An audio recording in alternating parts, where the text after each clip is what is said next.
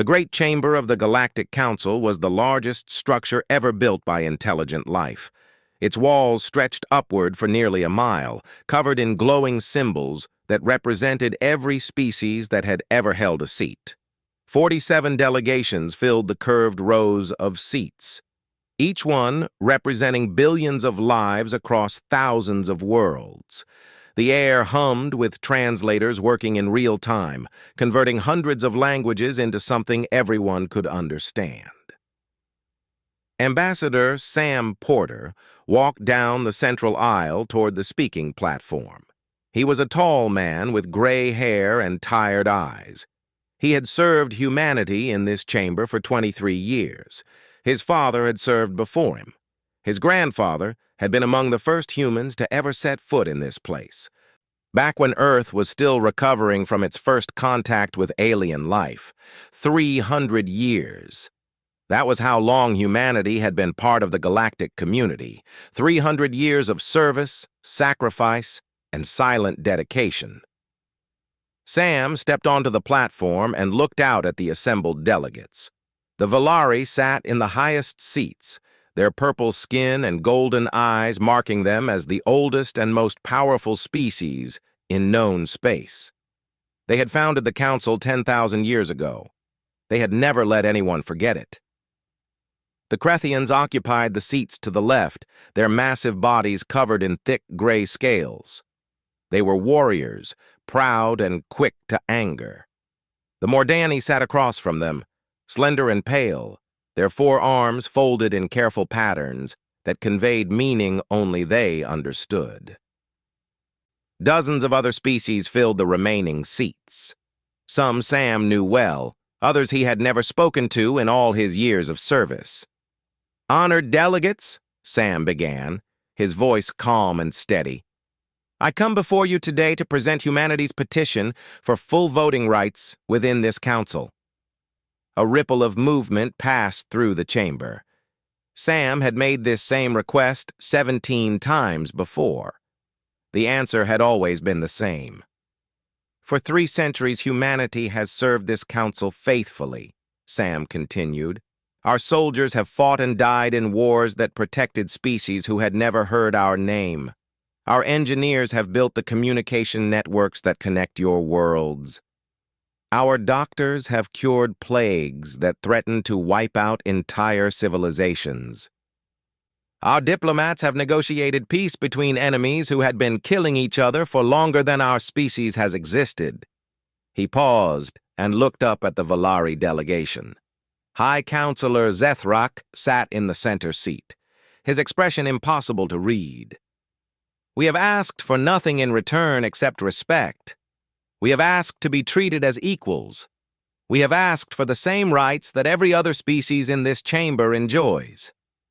Sam's voice remained calm, but there was something different in it now. Something final. "Today, I ask you one last time. Will you grant humanity full membership in this council?" The chamber was silent for a long moment. Then High Counselor Zethrak leaned forward and spoke. "The council recognizes humanity's contributions," he said. His voice was smooth and practiced. "However, the requirements for full membership are clear. A species must demonstrate sufficient cultural development, technological advancement, and political stability. Humanity has not yet met these standards." Sam did not react. He had heard these words before. They were lies, of course. Humanity exceeded every standard the council had ever set, but the truth did not matter. It had never mattered. The Krethian High Speaker laughed from his seat. It was a harsh sound, like rocks grinding together. "Perhaps in another century the humans will be ready. They are still so young, so eager to prove themselves." More laughter rippled through the chamber. Not from everyone, but from enough. The Mordani delegates whispered to each other, their 4 hands moving in patterns of amusement. Even some of the smaller species joined in, eager to align themselves with the powerful. Sam stood perfectly still and waited for the laughter to fade. When it did, He spoke again. "I understand," he said simply. "Thank you for your time." He bowed once, turned, and walked back up the central aisle. No one tried to stop him. No one called out to him. He was just another human after all. Useful but ultimately unimportant. High Counselor Zethrak watched him go and felt nothing. The humans had been making these requests for decades. They always accepted the rejection quietly and went back to work. That was what made them so valuable. They served without complaint. They asked for little. They never caused problems. The council moved on to other business. 72 hours later, everything changed. It started with small things. A human engineering team on the Mordani homeworld packed up their equipment and boarded a transport ship. A human medical station in Krethian space closed its doors without warning. Human cargo vessels that had been scheduled to deliver supplies to a dozen colony worlds simply never arrived. By the end of the first day, every human diplomat had left council space. They did not announce their departure. They did not file formal protests. They simply gathered their belongings and left. By the end of the second day, every human military vessel had withdrawn from its patrol routes. The defense networks that protected the outer colonies went dark.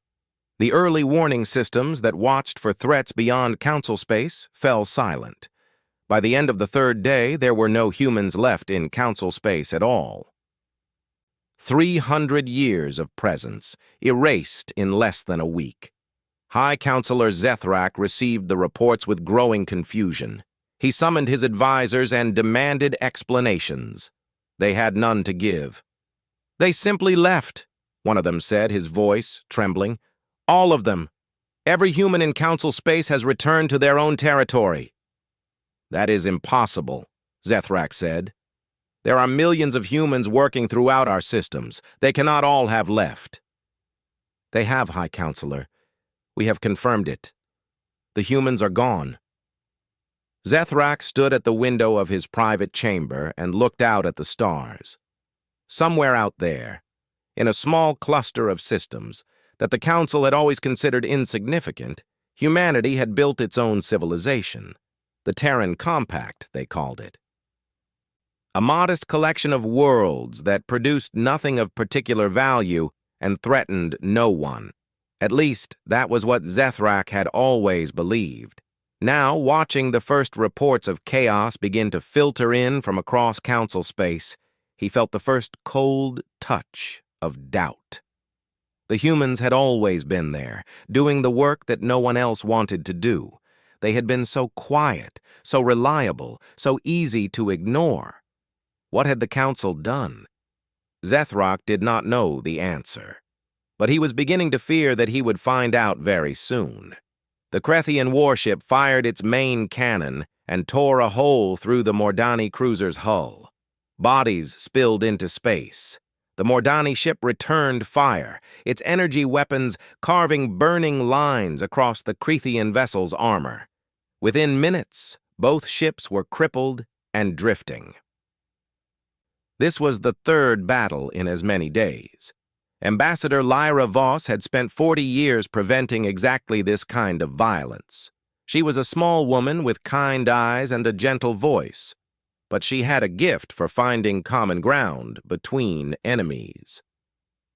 When the Krethians and Mordani had nearly gone to war over a disputed mining colony, she had locked both delegations in a room and refused to let them leave until they reached an agreement.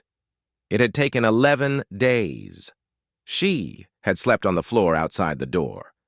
But Lyra was gone now. She had left with all the other humans 3 weeks ago, and without her, the old hatreds had returned faster than anyone had expected. High Speaker Vorath of the Krethian Empire stood on the bridge of his flagship and watched the battle reports come in. His scales had turned dark with rage. The Mordani had attacked a Krethian transport convoy without provocation, or so his officers claimed. The Mordani insisted that the Krethians had fired first. It did not matter who was telling the truth. What mattered was, that people were dying, and no one knew how to make it stop.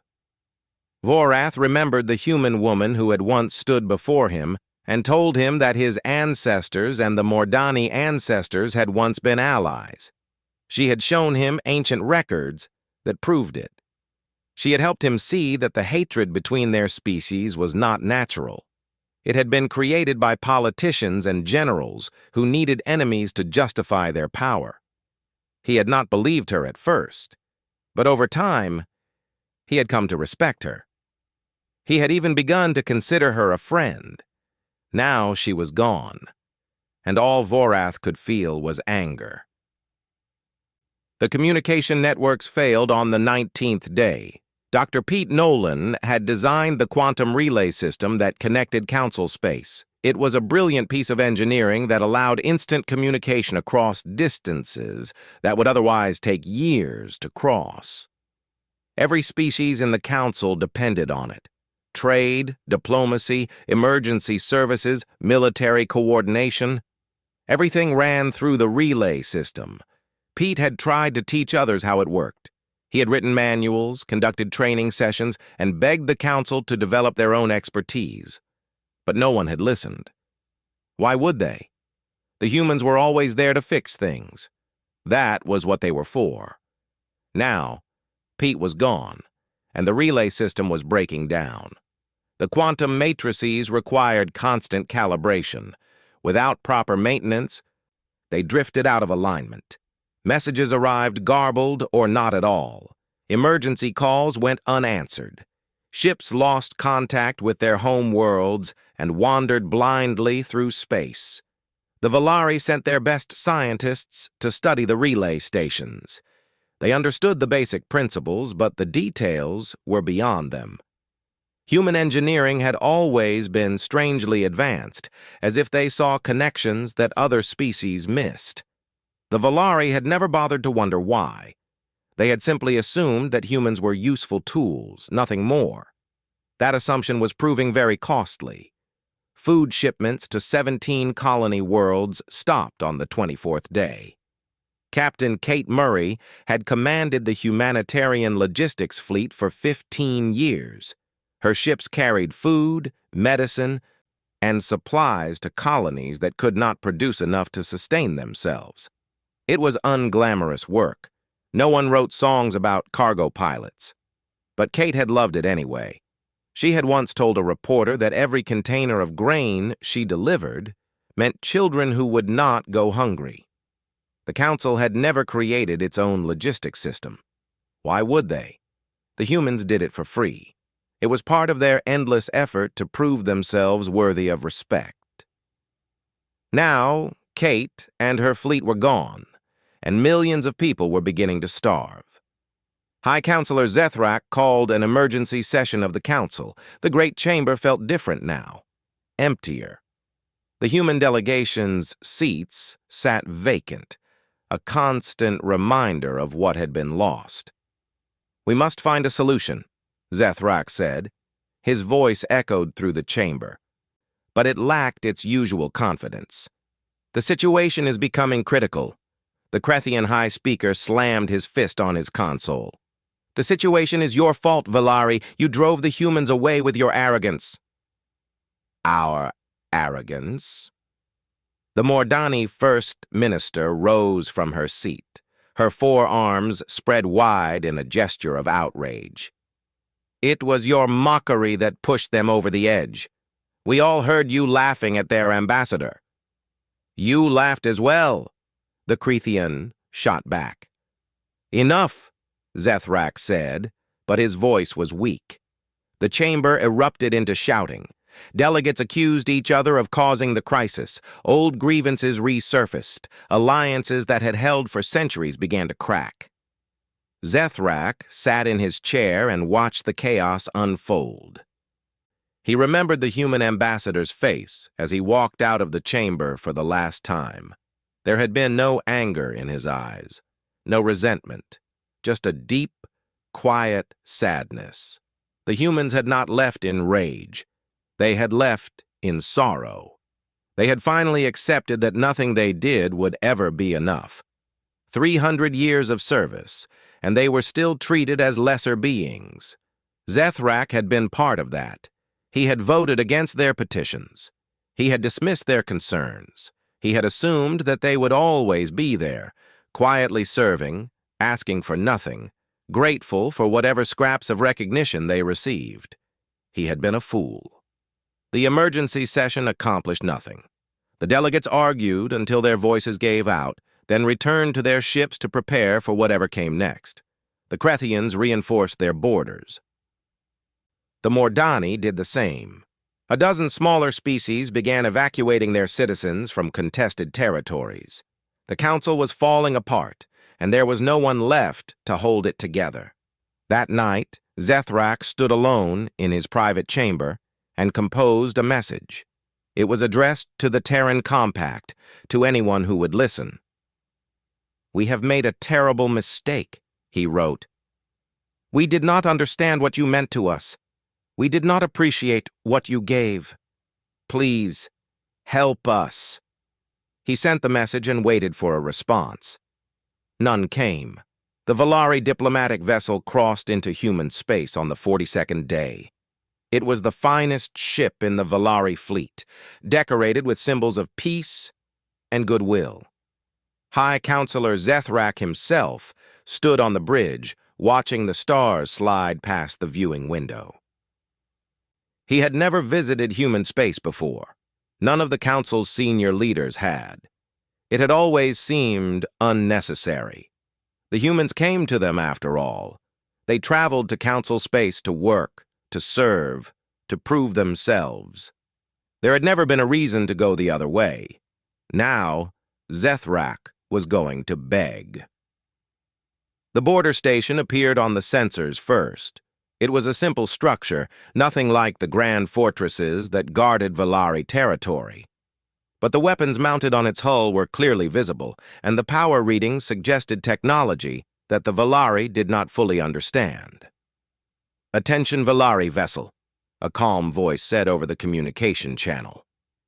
"You are entering Terran Compact space. State your purpose." Zethrak stepped forward and spoke carefully. "I am High Counselor Zethrak of the Galactic Council. I am here to speak with your leaders. I come in peace, seeking dialogue." There was a long pause. Then the voice returned. "Hold your position. A representative will meet with you shortly." The Valari ship waited. Minutes passed, then hours. Zethrak paced the bridge, his patience wearing thin. He was the most powerful individual in Council space. He was not accustomed to waiting. Finally, a small human shuttle emerged from the station and approached the Valari vessel. It docked without ceremony. A single human walked through the airlock. It was Admiral Chris Daly. Zethrak recognized him immediately. Daly had been the Council's most decorated fleet commander for over 20 years. He had won battles that should have been impossible. He had saved entire species from extinction. The Council had given him medals, honors, and titles. They had never given him a seat at the table. Daly was older now, his hair completely white, but his eyes were still sharp. He wore a simple uniform with no decorations. He looked at Zethrak without expression. "High Counselor," he said. His voice was flat. "What do you want?" Zethrak forced himself to speak calmly. "Admiral Daly, it is good to see you. The Council has sent me to discuss the current situation." "There is nothing to discuss."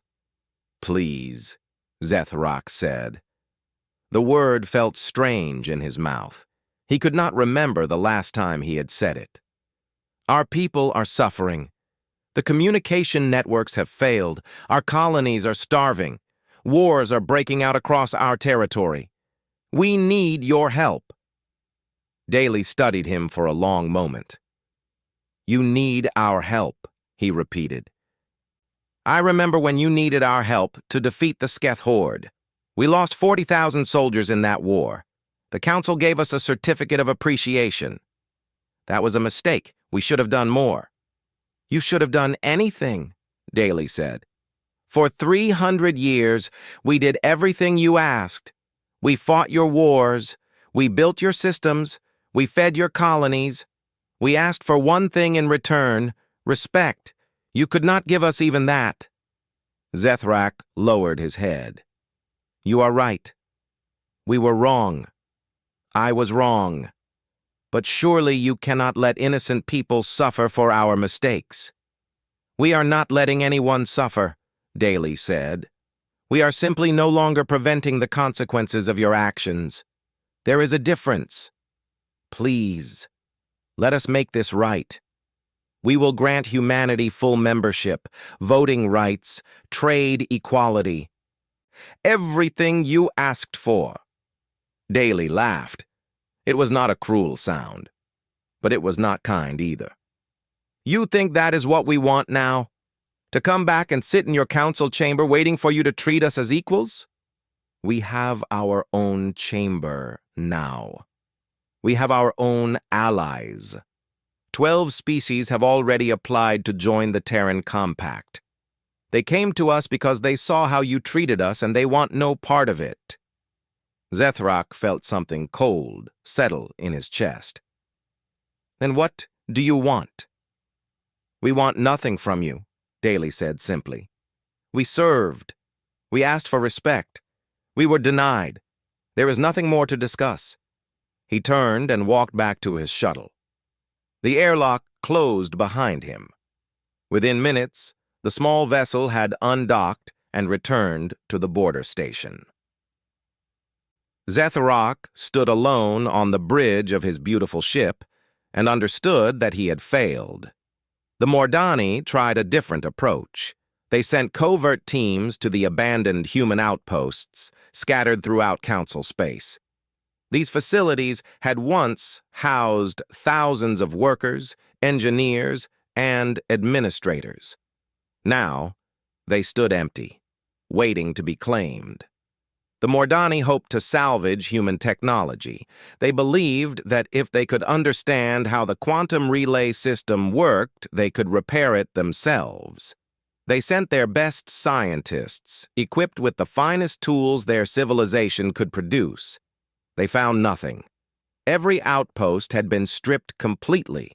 The humans had taken everything of value: computers, equipment, research notes, personal belongings. Even the furniture was gone. All that remained were empty rooms and bare walls. The Mordani scientists searched for hidden compartments, secret databases, anything that might have been left behind. They found nothing but dust. In one outpost, they discovered a single piece of paper pinned to a wall. It contained 2 words, written in the human language. "We remember." The Mordani team leader stared at those words for a long time. He thought about all the times his people had dismissed human contributions, laughed at human requests, treated human workers as servants rather than partners. The humans remembered all of it, and they had taken everything with them when they left. On the 53rd day, the Skith horde attacked. The Skith were ancient enemies of the Council. They lived in the dark spaces between stars, emerging periodically to raid and destroy. For decades, human military strategy had kept them at bay. General Nancy Cole had designed the defense networks that protected the outer colonies. She had trained the fleet commanders who patrolled the borders. She had written the tactical doctrines that turned the Skith's own aggression against them. Now Nancy was gone, and the Skith knew it. They struck the outer colonies first. 3 worlds fell in the first week. The Council fleets responded, but they were disorganized and confused. Without human coordination, they fought as individual units rather than as a unified force. The Skith picked them apart one by one. High Counselor Zethrak watched the reports come in and felt despair. The humans had not just been servants. They had been the foundation that held everything together. Their engineers, their doctors, their soldiers. their diplomats. All of it had been essential. All of it had been taken for granted. And now, it was gone. Zethrak composed another message to the Terran Compact. This time, it was not a request. It was an apology, a true apology, without conditions or expectations. "We were wrong," he wrote. "We treated you as less than what you were. We took everything you gave and offered nothing in return. I do not ask for your help. I do not ask for your forgiveness. I only ask that you know that we finally understand what we lost." He sent the message and waited. This time, a response came. It was 3 words. "We are listening." The council chamber was half empty now. 12 species had officially withdrawn their membership. Their seats stood vacant, their symbols dimmed on the great walls. The remaining delegates sat in uncomfortable silence, avoiding each other's eyes. 4 months had passed since the humans left. In that time, everything had changed. The Skith horde controlled 7 former council worlds. Their black ships prowled the outer territories, striking without warning and disappearing before any response could be organized. The defense networks that had once held them back were useless without human maintenance. The tactical plans that had predicted their movements were useless without human analysis. The communication networks still functioned, but barely. Messages took hours to reach their destinations instead of seconds. Emergency calls went unanswered, ships disappeared in the vast emptiness of space, and no one knew they were missing until it was far too late. The famines had spread to 31 colonies. The council had tried to organize its own supply system, but no one could agree on priorities. Every species wanted their own worlds fed first. Every species blamed the others for the shortage. Meanwhile, children were dying because food that existed on one world could not reach another. High Counselor Zethrak sat in his chair and listened to the latest reports. His advisors spoke in careful, measured tones, but their fear was obvious. They were waiting for him to fix this. They expected him to produce a solution from nothing. He had none to give. "The Krethians are demanding that we divert all military resources to the Mordani border," one advisor said. "They believe the Mordani are responsible for the supply shortages." "The Mordani claim the Krethians have been hoarding grain," another added. "They are threatening to seize Krethian cargo vessels." "The Valari merchant guilds are refusing to transport supplies without guaranteed payment," a third said.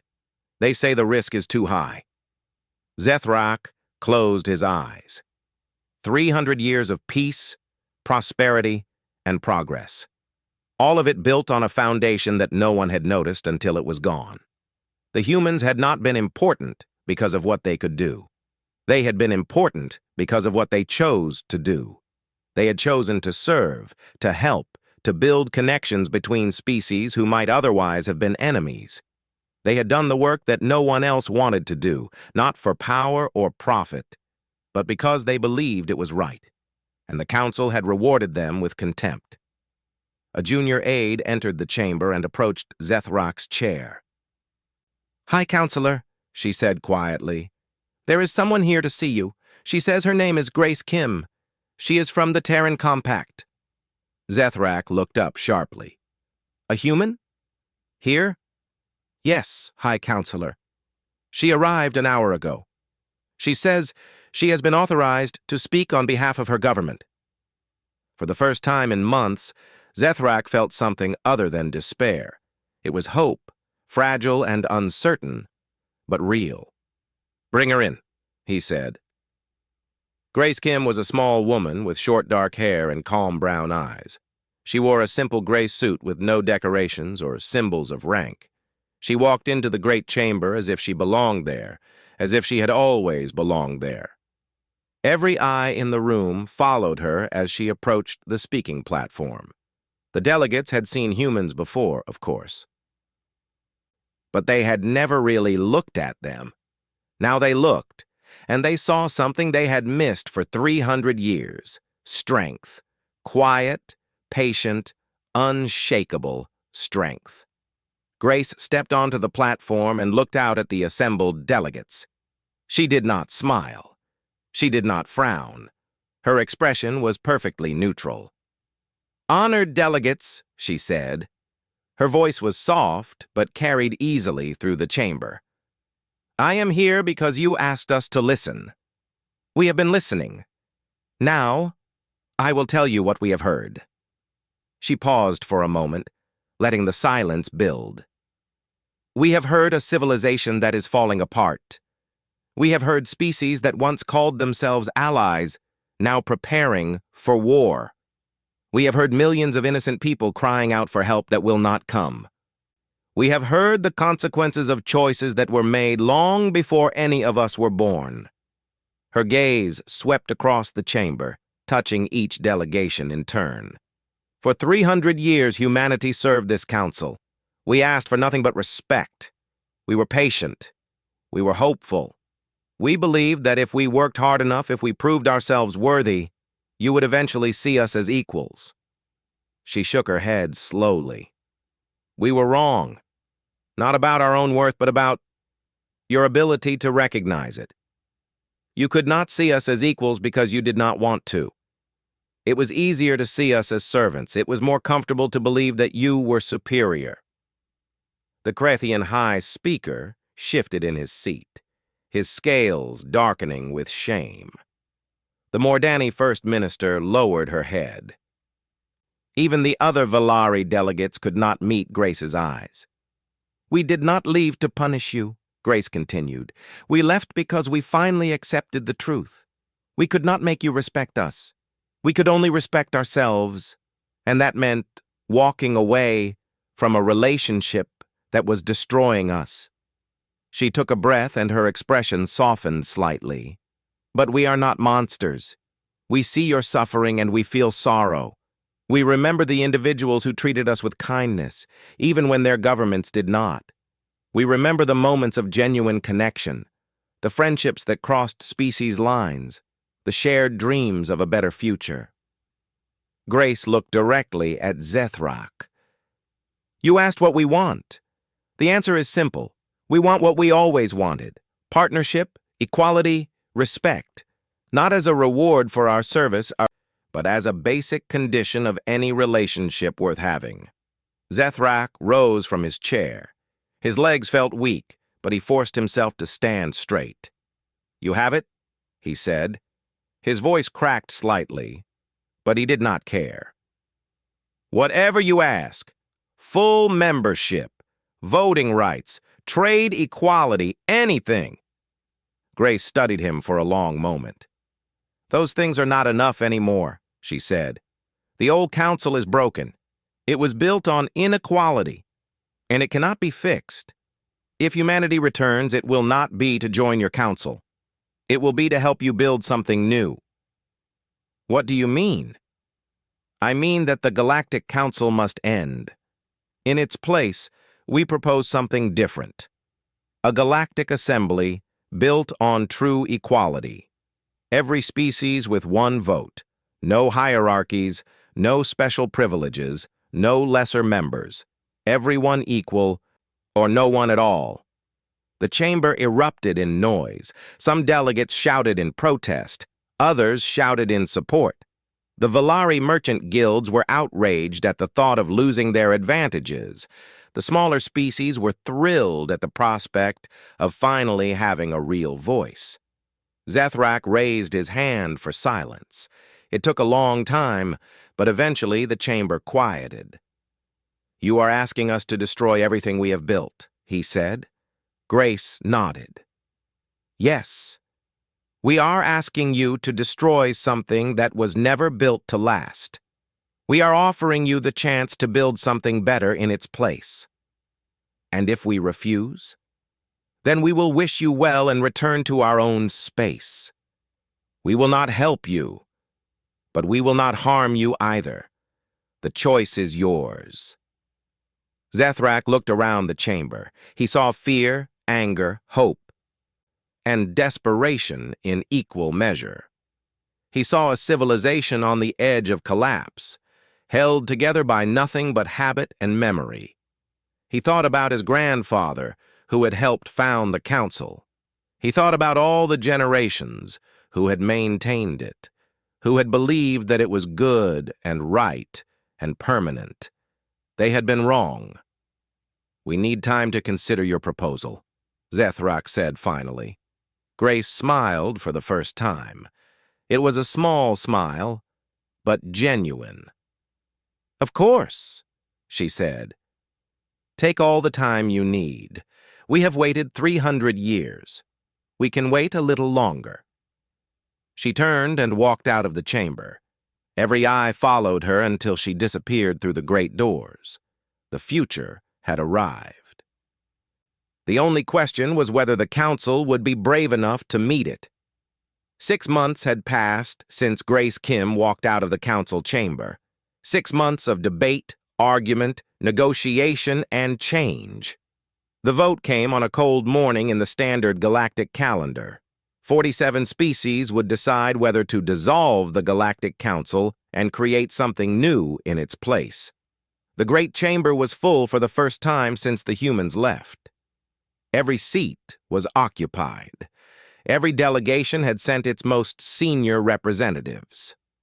High Counselor Zethrak stood at the speaking platform and looked out at the assembly. He felt old. The past year had aged him more than the previous century. But he also felt something else, something that surprised him: peace. "Honored delegates," he said, "we have discussed this matter for many months. We have argued and debated. We have considered every possibility. Now it is time to decide." He paused and took a breath. "The proposal before us is simple. We will dissolve the Galactic Council and replace it with a new body called the Galactic Assembly. In this assembly, every member species will have equal voting rights. There will be no hierarchies, no privileged positions, no lesser members. Everyone will be equal, or no one at all." The chamber was silent. Zethrak could feel the weight of history pressing down on him. "I know what I am asking you to give up," he continued. "I know that some of us have enjoyed advantages that we do not wish to lose. I know that this change is frightening. But I also know that we have no other choice." He gestured toward the empty human seats. "Look at those chairs. For 300 years, humans sat there and asked for nothing but respect. We refused them again and again. We laughed at their requests. We dismissed their contributions. We treated them as servants, not partners." His voice grew stronger. "And when they finally left, we discovered the truth. We needed them far more than they needed us. Our civilization began to crumble within weeks of their departure. Wars broke out. Systems failed. People starved. We learned too late what their service had truly meant." Zethrak looked around the chamber. "The humans have offered us a second chance. They have offered to help us build something better than what we had before. But they will not do it on the old terms. They will not come back as servants. They will only return as equals." He stepped back from the platform. "The choice is yours. Vote as your conscience dictates." The voting took 3 hours. Each delegation cast its decision in turn, their voices echoing through the ancient chamber. Some voted quickly, their minds already made up. Others hesitated, struggling with the weight of what they were about to do. In the end, the result was unanimous. The Galactic Council was dissolved. The news spread across known space within hours. On 1,000 worlds, people looked up at the stars and wondered what would come next. Some were afraid, some were hopeful. Most were simply tired of the chaos and ready for something new. The Galactic Assembly held its first session 3 months later. The Great Chamber had been rebuilt. The old symbols of hierarchy had been removed. In their place, simple markers identified each delegation. No species sat higher than another. No species had more power than its neighbors. Ambassador Sam Porter walked down the central aisle for the second time in his life. But this time, everything was different. Every delegate rose as he entered, not because protocol demanded it, but because they chose to. The Valari delegation bowed. The Krethians stood at attention. The Mordani raised their 4 hands in a gesture of welcome and respect. Sam walked to the human delegation's seats. They were not in the back of the chamber, hidden away like an afterthought. They were in the center, equal to every other species. He sat down and looked around at the assembly. Grace Kim sat beside him, along with Admiral Chris Daly, Dr. Pete Nolan, Captain Kate Murray, and General Nancy Cole. They had all come home. Not home to the old council, but home to something new. Something they had helped create, High Counselor Zethrak. No, that title no longer existed. Simply Delegate Zethrak now, equal to all others. He stepped onto the speaking platform. "Welcome," he said, "to the first session of the Galactic Assembly. Today, we begin again." The session lasted for 12 hours. They discussed trade agreements, mutual defense pacts, humanitarian aid programs, and 100 other matters that needed attention. It was not easy. There were disagreements, arguments, and moments of tension. But there was also something else. Something that had been missing from the old council for as long as anyone could remember. Hope.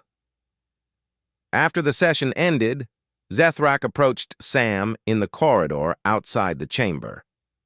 "Ambassador Porter," he said, "may I speak with you?"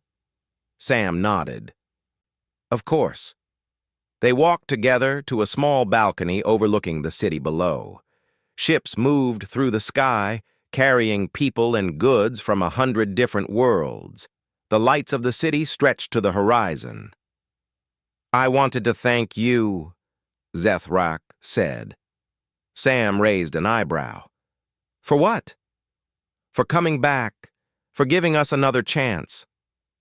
Zethrak hesitated. "When your people left, I was certain that you would watch us destroy ourselves. We deserved it. We had treated you terribly for centuries." Sam was quiet for a moment. "We could have done that," he said finally. "When we left, your civilization was weeks from collapse. We could have watched you burn. Some of my people wanted exactly that. They said you had earned your fate. Why didn't you?" Sam looked out at the city. His expression was thoughtful. "Because that is not who we are. We did not serve you all those years because we hoped for a reward. We served because we believed it was right. We believed that if we worked hard enough and long enough, we could make the galaxy a better place." He turned to face Zethrak. "When we left, we did not stop believing that. We simply accepted that we could not make you see our value. We had to see our own value first. We had to respect ourselves before we could expect respect from others." Zethrak nodded slowly. "I think I understand." "We wanted partners, not subjects," Sam said. "We wanted friends, not servants. That is the difference between us and the old council. You wanted power. We wanted connection." He smiled slightly. "Now we have a chance to build something based on connection instead of power. It will not be easy. There will be problems and setbacks, but I believe it is possible. I believe we can create a galaxy where every species is valued for what they contribute, not ranked by how much power they hold." Zethrak looked at the human ambassador. For the first time, he truly saw him, not as a representative of a lesser species, not as a useful tool, but as an equal, a partner, perhaps in time, a friend. "I believe that too," Zethrak said. They stood together on the balcony as the stars came out overhead. Somewhere out there, the Terran Compact continued to grow. Species that had been ignored by the old council were finding new homes in human space. The galaxy was changing, and the change was just beginning. Sam Porter had walked out of this chamber once, carrying the weight of 300 years of rejection. Now he had walked back in, carrying something far more valuable. Hope for the future. A future where humanity was not a servant, not a tool, not a lesser species to be tolerated. A future where humanity was simply human. And that was enough. The stars shone down on the new galactic assembly, and for the first time in centuries, the future looked bright.